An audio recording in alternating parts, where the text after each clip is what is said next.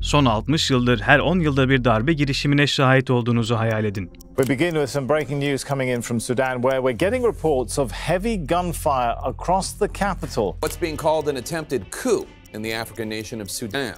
Residents of the country's capital say today has been the heaviest day of shelling since the outbreak of violence began last week, and the United Nations says at least 180 people were killed there over the weekend. We start with the latest on the deepening crisis in Sudan, a crisis that now threatens to engulf the entire region, according to the head of the United Nations. Tarihte ilk medeniyetlerin doğduğu Nil Havzası'nda yer alan ve 40 milyondan fazla insanın yaşadığı Kuzeydoğu Afrika ülkesi Sudan'da yaşananlar tam olarak buydu. En önemli ticaret rotalarından biri olan Süveyş Kanalı ve Bab-el-Mandeb Boğazı hattının tam ortasında bulunan ülke, jeopolitik olarak oldukça büyük bir öneme sahip. Bu güzergah üzerinden dünya ham petrolünün %5'i, petrol ürünlerinin ise %10'u geçiyor. 2020 verilerine göre Sudan'da 1,5 milyar varil ham petrol rezervi bulunuyor. Bu da ülkeyi petrol rezervi açısından Afrika'daki en zengin 5. ülke yapıyor. Buna rağmen bugünlerde Sudanlılarla ilgili çıkan haberlere baktığımızda ucu bucağı görünmeyen benzin kuyruklarına şahit oluyoruz. Hatta Amerikalı araştırma şirketi Fund for Peace'in 2023 verilerine göre Sudan, başarısız devletler listesinde 7. sırada. Bilindiği üzere ülke bu sıralarda iç savaşa doğru adım adım ilerliyor. Geçmişten bu yana ülkedeki çatışmalar genellikle etnik gruplar arasındaki anlaşmazlıklardan kaynaklanıyordu. Bu kezdse ülkedeki huzursuzluğun arkasında devletin iki ordusunun güç mücadelesi yatıyor. Geçtiğimiz Nisan ayında başlayıp hala devam eden karışıklıklar sonucunda iç savaşın eşiğine gelindi. Çünkü ülke yönetimine ortak olan iki ordunun komutanı bu iki adam, ortaklığı sonlandırıp tek başına iktidar olmak için Sudanlıları kanlı bir savaşa sürükledi. Okullar, hastaneler ve havalimanları derken ülkede bombalanmayan yer kalmadı. Siviller zarar görme endişesiyle evlerinin bodrumlarına sığınmak zorunda kaldı. Şu ana kadar da 250 binden fazla insan ülke dışına göç ederken 1 milyondan fazla insan da ülke içinde yer değiştirdi. İlk etapta ülkedeki olan biteni anlamak size biraz karmaşık gelebilir. Ancak olayları incelediğimizde ülkedeki bu karışıklıkların sebebinin bu iki adamdan fazlası olduğunu fark edebilirsiniz. Peki araştırmalara göre Sudan, petrol zengini müreffeh bir ülke olması gerekirken nasıl oldu da şu anda bir iç savaşın eşiğine geldi? Ülkede yanlış giden neydi? Gelin, geçmişten günümüze neler yaşanmış birlikte bakalım. A nation is born, a symbol of sovereignty and identity flies for the first time. Scale and speed of Sudan's descent into death and failed states.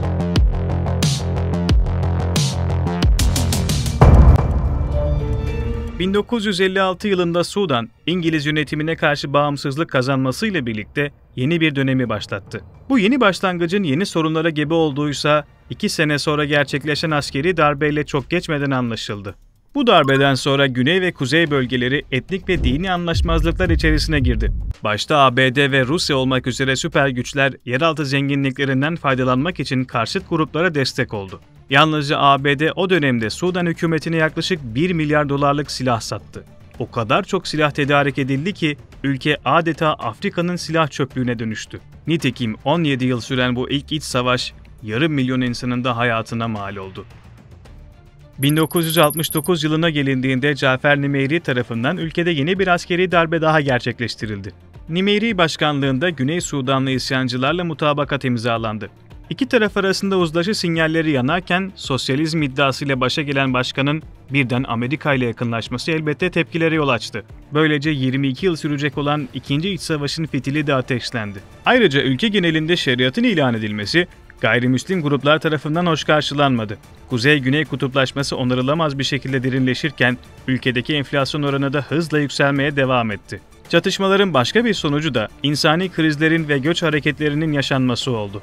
Bu karmaşanın beraberinde gelen ekonomik sorunlar karşısında Sudan'ın batı yanlısı Cumhurbaşkanı Nimeyri, Savunma Bakanı General Abdurrahman Eddahab tarafından devrildi. Ardından düzenlenen seçimleri Sadık el-Mehdi kazanarak kendi hükümetini kurdu. Yeni hükümet 88 yılında şeriat uygulamasını askıya alarak Güney Sudanlı ayrılıkçılarla anlaşma imzaladı. Fakat bu çabanın ülkedeki iç savaşı sonlandırmaya yetmemesi ve ekonomik alanda büyüyen diğer sorunlar 1989 yılında yeni bir askeri darbeyi beraberinde getirdi. Ömer el-Beşir liderliğinde 15 rütbeli asker tarafından gerçekleştirilen darbe, Sudan'da yeni bir dönemin başlangıcı oldu.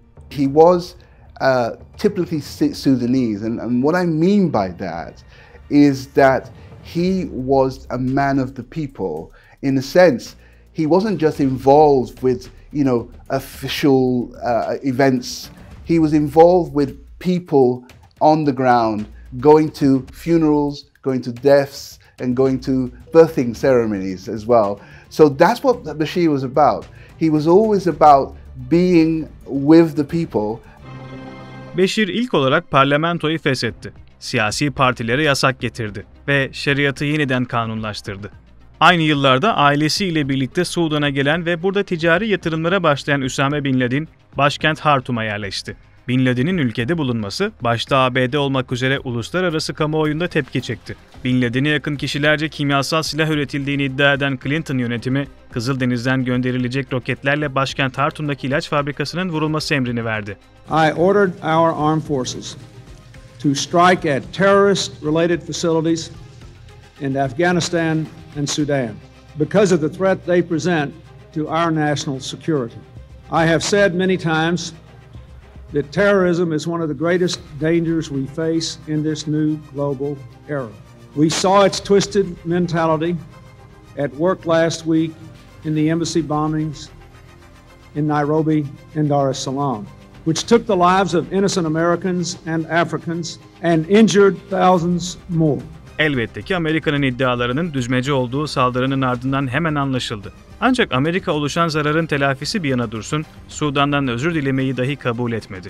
What happened is that the Americans attacked a factory that was there, and this brought the attention of the whole of the media because the claim was that Sudan was a terrorist organization and they were keeping things and producing explosions, etc. inside this factory. That wasn't the case. Bin Laden olayı ve ardından gelen yaptırımlar sonrasındaki dönem ülkedeki en kritik dönemlerden biriydi. Çünkü Beşir iktidarını koruyup muhalefeti bertaraf etmek için ülkenin batısında milislerden oluşan silahlı bir grup toplayarak kendi kişisel askeri gücünü oluşturdu. Bu askeri güç Hemedti lakaplı bir komutan tarafından yönetiliyordu. Böylelikle Sudan'da resmi ordunun yanında Hızlı Destek Kuvvetleri adında ikinci bir ordu daha meydana gelmiş oldu. Artık Beşir hem Sudan Silahlı Kuvvetleri'ni hem de milislerden oluşturduğu bu özel savaşçı birimini yönetiyordu. Bu gücünü özellikle Darfur'daki rejim karşıtı grupları bastırmak ve iktidarda kalmak için kullandı. Karşıt gruplar arasındaki kriz gün geçtikçe derinleşti ve Darfur sorunu küresel bir alana taşındı. We're suffering a lot. We have here about 11 days without food, without water, even without basic needs. There is nothing. Even if you want to go to the toilet, you will find it is closed. Öyle ki Darfur'u ziyaret eden Colin Powell, yaşananları soykırım olarak nitelendirdi. That genocide has been committed in Darfur, and that the government of Sudan and the Janjaweed bear responsibility. And that genocide may still be occurring.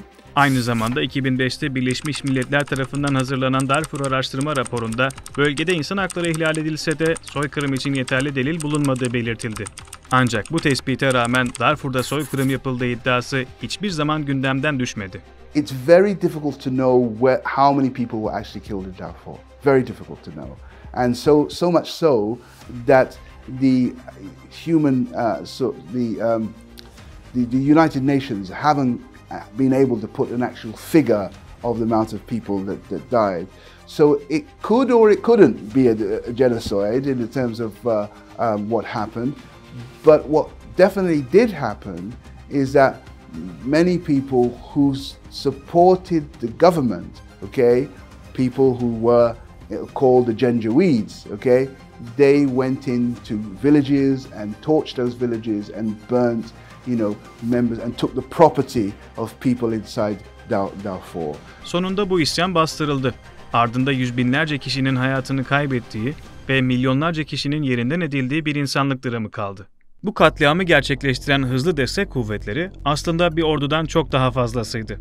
Sızdırılan banka ve şirket belgelerine göre Hızlı Destek Kuvvetleri altın madenleri işletiyor, kaçakçılık operasyonları yürütüyor, ülkenin sınırlarının korunmasına görev alıyor ve ülke dışına savaşçılarını paralı asker olarak kiralıyordu. Böylece kısa sürede çok yüksek miktarlarda bir para akışına hükmeden ticari bir yapıya dönüştü. Anlayacağınız bu ordu yalnızca Beşir'in iktidarda kalmasına yardımcı olmakla kalmayıp, aynı zamanda ordunun başındaki Hemedti'yi zenginleştirerek onun gücünü pekiştiriyordu. Takvimler 2011'e geldiğinde ülkenin kanayan yaralarından biri olan Kuzey-Güney çatışması son buldu. Çatışmalar bitmişti ancak ülkede parçalanmıştı. Güney Sudan artık bağımsız bir devletti. Fakat asıl sorun ülkenin parçalanmasından ziyade Güney Sudan'ın tüm Sudan petrol rezervinin %75'ini barındırıyor olmasıydı. And Bashir was left with a situation where he didn't, merely 80% of his income was gone to South Sudan. And also he only had the oil pipe where it was taken, the pipeline was run from the pipeline in the south, and the run through the pipeline was taken from the south and run through Sudan to go out from Port Sudan. And so they were trying to get a deal from South Sudan to get payment for feeding the money, or rather feeding the oil across to Port Sudan, but the South Sudanese didn't want to give them that money. So were really struck. Bu kopuşla beraber ülkenin ekonomisi çok ciddi bir darbe aldı. Enflasyon yeniden yükseldi. Yaşam şartları bir hayli zorlaştı ve hazinede para kalmadı. Beşir, himayesindeki ordulara artık eskisi kadar ayrıcalık sağlayamıyordu. We can't sleep. We haven't slept in the past 4 days. We try to catch a few naps here and there. Helping at all. We haven't left our house. I hear stories of other people being able to go out and buy necessities. 2019'a gelindiğinde halk ekonomik sorunlara dayanamayıp yeter artık dedi ve ayaklanmaları başlattı. Bu olaydan sonra Burhan ve Hemedti, Beşir'in tahtının sallandığını anlamıştı. Komutanlar demokrasi talep eden halkla eski gücünü yitirmiş devlet başkanı arasındaki mücadelede kazanan tarafın yanında yer almak için harekete geçti. Böylece bir zamanlar kendisine sadık oldukları Beşir'e karşı ortak bir darbe düzenleyerek iktidarı ele geçirdiler. Artık ülke yönetimi Sudan Silahlı Kuvvetleri ve Hızlı Destek Kuvvetleri'nin elindeydi. Nihayetinde Beşir'in iktidarını korumak için güçlendirdiği ordular kendi sonunu getirdi. Öte yandan Burhan ve Hemedti halka kendilerine güvendikleri takdirde istedikleri demokratik sürece gideceklerini söyledi. دور المجلس العسكري هو دور مكمل للانتفاضة وللثورة المباركة اللي التزم من خلال دوره ده أن يسلم السلطة للشعب. Tahmin edeceğiniz üzere bu vaat hiçbir zaman yerine getirilmedi. İyi de başlarda Sudan'ın lideri ve yardımcısı bu iki adam kim ve ne oldu da şimdi bu şekilde ülkeyi kaosa sürükledi? Bu gördüğünüz kişi Abdülfettah el-Burhan, Sudan'ın düzenli ordusu Sudan Silahlı Kuvvetleri'nin generali. Bu da Hemedti olarak bilinen Muhammed Hamdan Dagalo, Hızlı Destek Kuvvetleri olarak bilinen tamamen ayrı ve bağımsız hareket eden milis gücünün komutanı. Şimdilerde Sudan'da şahit olduğumuz çatışmalar bu iki adam ve halkın demokrasi mücadelesi etrafında dönüyor. Peki bu iki adam neden kavga ediyor? Şimdi generallerden birine neden savaştıklarını sorarsanız ikisi de muhtemelen diğerini suçlayıp kendilerinin Sudan'ın demokrasisini savunduklarını söyleyecektir. O halde kim doğruyu söylüyor? İşte sular burada bulanıklaşıyor. Uzmanlar ve Sudan'daki demokrasi yanlısı harekete katılan pek çok kişi bu adamların hiçbirine inanmıyor. Uluslararası hukuku ayaklar altına aldıklarını ve kendi aralarında güç mücadelesine girdiklerini söylüyor. İnsanları bu düşünceye iten iki sebep var. Birincisi bu adamların geçmişte yaptıkları, ikincisi de askeri hükümetin değişip demokratik bir yönetime geçilirse her iki generalin de kaybedecek çok şeyi olması. Sudan bağımsızlıktan bu yana 67 yılının 60'a yakınını çeşitli askeri kontrol biçimleri altında geçirdi. Bu dönemde Sudan'ın en uzun süre görev yapan lideri Ömer el-Beşir'di. Hem Burhan hem Hemedti Beşir döneminde göreve geldi. Beşir'in 30 yıllık iktidarının ardından 2018'de ülke çapında demokrasi yanlısı protestolar başladı. İlk etapta Beşir'i devirmek için Burhan ve Hemedti protestocuların arasında yer alıp ikisi bir oldu. Bu tutum size demokrasi yanlısı gibi gelebilir. Ancak bundan sonra olanlar asıl niyetlerinin ne olduğunu ortaya çıkardı. Beşir'i görevden aldıktan sonra generaller iktidarı sivil liderlere devretmeyi reddettiler ve bunun yerine kendilerini yeni bir askeri hükümetin başkanı ve yardımcısı olarak atamak istediler. Ardından protestocular başkent Hartum'daki ordu karargahının önünde oturma eylemi başlattı. Askeri güçler bu eylemi acımasızca durdurdu. Yine de eylemler hız kesmeden devam etti. And so when there were major protests that went on for a few days, Bashir decided that he's going to stop the protests, and he killed, I think, a lot of people. I can't say how many, but he killed a lot of people during that process. And so people who were once part of the revolution, who were part of being with Bashir, they felt that there was no way that they continue, and I was one of those people who felt there's no way that I can continue. En sonunda generaller sivillerle güç paylaşımı yapmak için masaya oturmak zorunda kaldı. Ancak o zaman bile ülkenin en yüksek pozisyonlarını ellerinde tuttular. Anlaşmaya göre 2021'de bu pozisyonlarını sivil liderlere devretmeleri gerekiyordu. Tabii ki bu da asla gerçekleşmedi. Bunun yerine 2021'de Sudanlıların başına bu iki adam tarafından yeni bir askeri darbe geldi. 2022'nin sonlarında artan baskılar sonucunda generaller bir kez daha sivil liderlerle görüşmeye zorlandı. Beklenmedik bir şekilde ülkenin demokrasiye geçişini kabul ettiler. Ancak iş anlaşmaya varmaya gelince hem Burhan hem de Hemedti ortak bir yolda buluşamadı. Çünkü Burhan resmi ordunun başında olduğundan dolayı kendini Hemedti'den üstün görüyordu. Ona göre hızlı destek kuvvetleri dağıtılmalı ve üyeleri Sudan Silahlı Kuvvetleri Komutanlığı emri altına girmeliydi. Demokratik Sudan'ın tek bir ordusu olması gerektiğine inanıyordu. Fakat bunu ne milyar dolarlık ticari faaliyetleri ve ciddi bir askeri gücü olan Hemedti ne de onun aracılığıyla Sudan'ın yeraltı kaynaklarından faydalanan çıkarcı süper güçler istiyordu. İki taraf da demokrasiye geçiş sürecinde şartlarda mutabık kalamayınca müzakere masası dağıldı.